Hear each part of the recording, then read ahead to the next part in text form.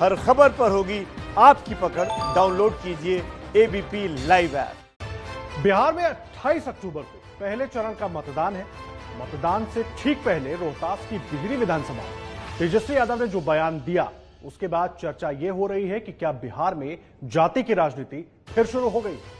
BJP और JDU के नेता हमलावर हैं तो आरजेडी सफाई दे रही है।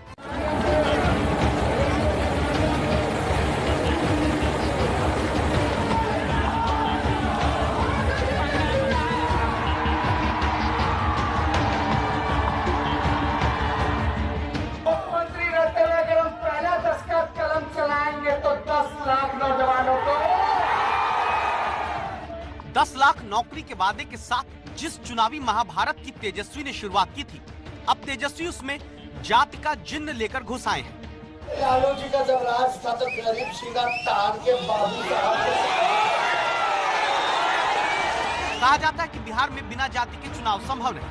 अब तक रोजगार और विकास के पैमाने पर चुनाव में वोट लेने देने की बात हो रही थी, लेकिन अब तेजस्वी यादव फिर से जाति की पटरी पर चुनाव को ले आए। लालू जी का जब राज था तो गरीब सीधा तार के बाबू लालू राबड़ी के जमाने में जाति के जहर ने ही बिहार को विकास की पटरी से उतारा था। अब उनके बेटे तेजस्वी यादव उसी लाइन पर लौटने लगे हैं। कहा जाता है कि तीर कमान से और बात जुबान से निकल जाए तो फिर वापस नहीं आता। लिहाजा बात तो निकल चुकी है, अब उसे घुमा फिरा कर सबके साथ की बात कहकर डैमेज कंट्रोल की कोशिश की जा रही है। लालू जी का जब राज था तो गरीब सीधा तार के बाबू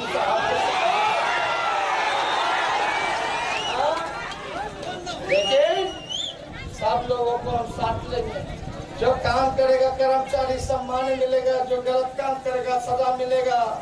सब लोगों को साथ लेके चलना है ना। ब्लॉक और थाने से लेकर सचिवालय तक भ्रष्टाचार है। वो भ्रष्टाचार जो बाबुओं का भ्रष्टाचार है, साहिबाना मिजाज के लोगों का भ्रष्टाचार है, आज नागवार बुझ रहा है।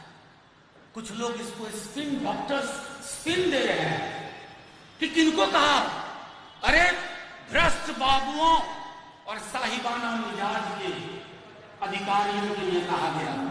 अब ये बात किनको बुरी लगी? नीतीश जी के सिवा सलाह। लेकिन विरोधियों ने तेजस्वी के इस बयान को मुद्दा बना लिया। जेडीयू ने तेजस्वी के बयान को राजपूतों पर किए गए जुबानी वार से जोड़ दिया है और उदाहरण के लिए रघुवंश बाबू का नाम लिया। आज बाबू साहब शब्द के जरिए बिहार में ठाकुरों को लेकर के उन्होंने ये बयान दिया है और ठाकुरों को लेकर के उनकी जो नाराजगी है वो पहले से जगजाहिर है।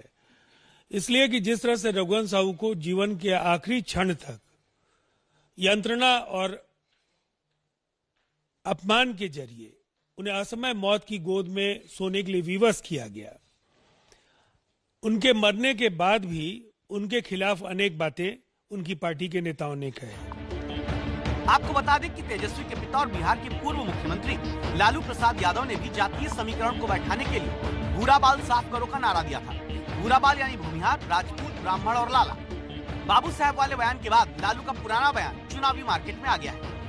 और राष्ट्रीय जनता दल की पूरी राजनीति सवर्णों को गालियां देने की रही है। पूरी राजनीति भूरा बाल साफ करने की रही है, यानी भूमिहार, राजपूत, ब्राह्मण, कायस्थ, इनका खात्मा कर दो।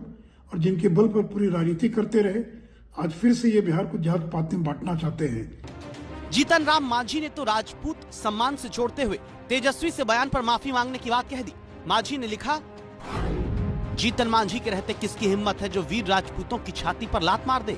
आपके पिता भूमिहार, राजपूत, ब्राह्मण, कायस्थ को साफ करने की बात कहते थे और आप देश के लिए लड़ने वाले राजपूतों की छाती पर चढ़कर राज करने का सपना देख रहे हैं। माफी मांगिए। बिहार में कुल 15% सवर्ण वोटर हैं। सवर्णों में राजपूत की आबादी सबसे ज्यादा है। बिहार में राजपूत मतदाता करीब 5% से ज्यादा है। राजपूत और बाकी सवर्ण जातियां बीजेपी का वोट बैंक मानी जाती है। माना जा रहा था कि पिता लालू की राजनीति से अलग तेजस्वी सवर्णों को भी लेकर चलने की राजनीति कर रहे हैं। आरजेडी ने सवर्णों में सबसे ज्यादा टिकट भी राजपूतों को दिया है, लेकिन तेजस्वी के बाबू साहब वाले बयान से आरजेडी के समर्थक राजपूत वोटर नाराज हो सकते हैं।